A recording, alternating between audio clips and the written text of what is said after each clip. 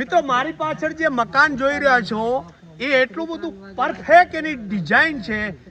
અહીંયા આવી અને તમે જોશો જાણશો તો તમને એક મકાન જે જૂનવાણી સમયનું કેટલા બાય કેટલાનું છે અને ઉપર દેશી નળિયા હોય કે વિલાતી નળિયા હોય એની જે આખી ડિઝાઇનનો ફરમો છે ખરેખર જાણવા અને માણવા જેવો છે.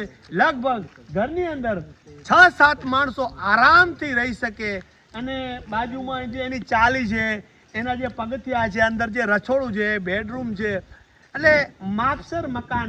એટલે અહીંયાથી તમને આવું મકાન બનાવવું હોય તો તમને અહીંયા જોઈ જાશો તો તમને આઈડિયા આવશે અને જોતા હોત જ તમને એમ થઈ જશે કે ખરેખર મારે આવું મકાન બનાવવું જ છે. એટલે આખી ડિઝાઇન ફરમો કેટલા બાય કેટલાનું કેટલું ઇન્વેસ્ટ બરાબર.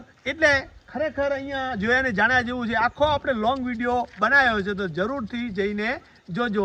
આ જામવા જિલ્લામાં એક મહાન મોટી એક સંસ્થા છે તેને આ આખી ડિઝાઇન કરેલી છે.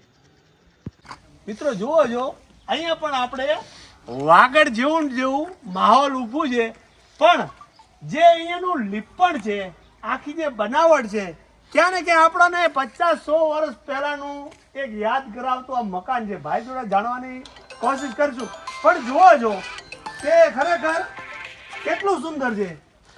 હે આ લીપણ જે માટી અને આપણું જે ગોબરથી લીપેલું હે જુઓ તો ખરા. અત્યારે આવા જે જૂનવાણી આપણે ફોટામાં જોઈએ ને તો આપણને આપણું જે વીતેલો સમય આપણને યાદ આવે. ભાઈ જોડે જાણવાની કોશિશ કરીશું પણ ખરેખર એ મજા આવે એવું જ વાતાવરણ છે. આમ જુઓ દેશી ઠઠારો અહીંયા ખાટલા ઢારેલા હોય વડવાઓ વાતો કરતા હોય જૂના સમયની માથે પાઘડી લાકડી ખરેખર જે આખું માહોલ છે રંગબેરંગી છે. ભાઈ જોડે જાણવાની કોશિશ કરીશું આપણે.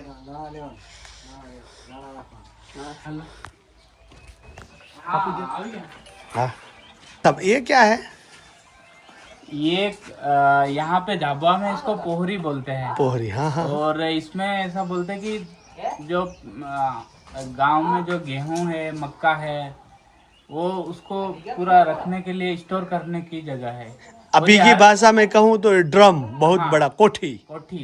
अच्छा. और झाबुआ के हर घर में ये रहती है. हाँ वो तो मैंने देखा है. और इसमें ऐसा बताते हैं कि एक 1.5 साल तक इसको जब भी निकालना है तो बहुत सारी छोटी कोठी रहती है उसमें यहाँ नीचे छेद रहता है. अच्छा अच्छा. तो जब भी निकालना है जितना तो वो करके वापस लगा देते हैं. इसमें कितना धान आ सकता है? इसमें अभी तो ऐसे डाल के नहीं देखा पर करीब 3-4 कुंटल तक आ जाता है. अच्छा अच्छा. और भी बड़ी बड़ी आती बहुत सारी इससे छोटी भी. अच्छा अच्छा. ये बांस से बनी हुई है ना? बांस से बनी. ये सब ये क्या है? ये क्या है? और ये पहले अपन ऐसे गांव में शादियां होती थी. अच्छा. तो इस पे अपन वो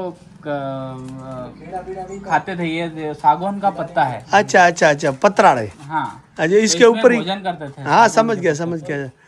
तो ऐसा दिख रहा है. अच्छा अच्छा अच्छा अच्छा. हाँ अच्छा अच्छा. कीड़ा न पड़े. हाँ. ये वाला गांव में हमारे यहाँ हर गांव में हर घर में रहता सिक्का बोलते इसको. अच्छा. और इसमें दूध है दही है ये पूरा टांगने की जगह रहती थी.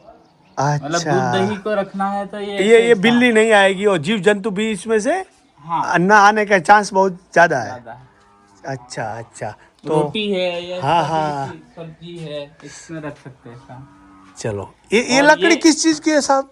ये तो नीम का है. अच्छा सागौन अच्छा. की नहीं है. अच्छा और अच्छा. ये वाले पूरे पहले के जो अपना धान थे ना इधर आओ मैं बताता हूँ कि जैसे ये पहले ऐसा मोटा अनाज करते थे जैसे ये कोदरा है.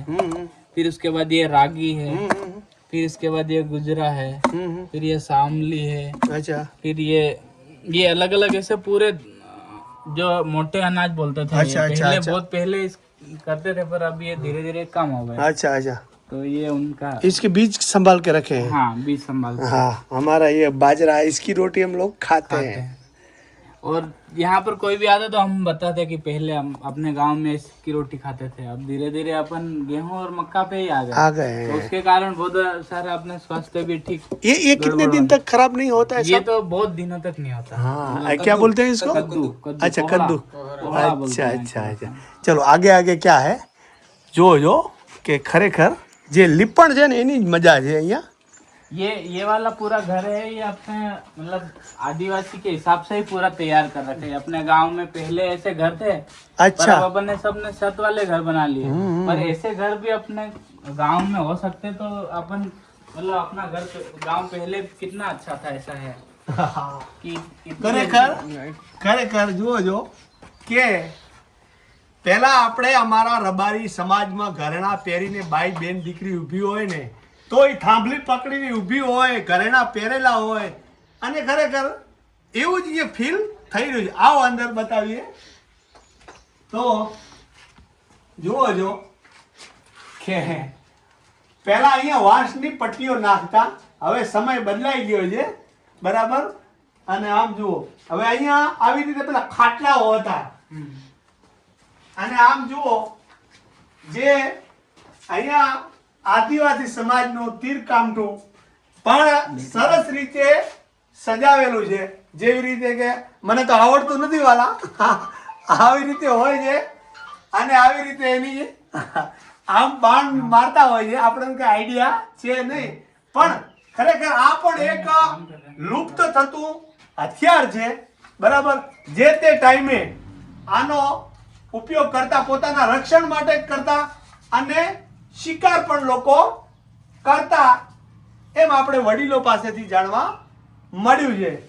પણ જેવી રીતે કે નીચે લીપણ છે મિત્રો, આને આવતરે એના ઉપર ચાલવાથી પણ ઘણા બધા ગુણ હતા, એ તો આપણે ખબર જ છે. પણ હોવું જોઈએ, હવે સમય પ્રમાણે નથી તો ખરેખર એ આપણા હવે નસીબની કમજોરી છે બરાબર. તો આવી રીતે છે અહીંનું બધું માહોલ. એ ખરેખર તમે આવો તો તમને આદર ભાવ અને ઘણું બધું આપણને જાણવા મળે છે. હું તમને જે માહિતી આપી રહ્યો છું ને એ શોર્ટમાં છે, પણ અહીંયા આવો તો લોકોનું જે આદર ભાવ છે, અહીંનું જે આખું માહોલ છે ખરેખર બહુ જાણવા અને માણવા જેવું છે. અને આપણી સંસ્કૃતિ જળવાઈ રહે એવા બધા અહીંયા પ્રયાસ કરેલા છે. હાજી, હા બતાવો. हाँ, ये आप देख रहे हैं, ये कदम के पेड़ है और अच्छा। इनको ऐसा बोलते हैं कि ये 500 साल तक जिंदा रहते हैं। 500 साल? हाँ, पर ये ऐसा है कि ये हाइब्रिड है। देसी कदम भी है 2 यहाँ पर शिवगंगा गुरुकुल में, और ऐसे अलग अलग पौधे हैं। और वो जो पेड़ है वो देख रहे हैं कि वो समुद्र मंथन हुआ था ना, उस टाइम पारिजात का पेड़ है अलग अलग, इसी पेड़ से पूरे पेड़ फिर हुए। देखते हैं नजीक जाके. ये वाला पेड़ है, ये पारिजात का पेड़ है, और ये ऐसा बताते हैं कि समुद्र मंथन हुआ था, उसमें से जो रत्न निकले थे उसमें से एक ये भी पेड़ है। अच्छा अच्छा. और ये हर इसी जगह से- होता है कि यहीं पर है? ये यहीं पर है, बाकी जगह तो नहीं लगाया हुआ। कोई बड़े बड़े स्थानों पर रहते हैं। अच्छा हाँ। अच्छा अच्छा. क्षमा चाहता हूँ. हमारा काम ही ये है कि कोई अतिथि आए तो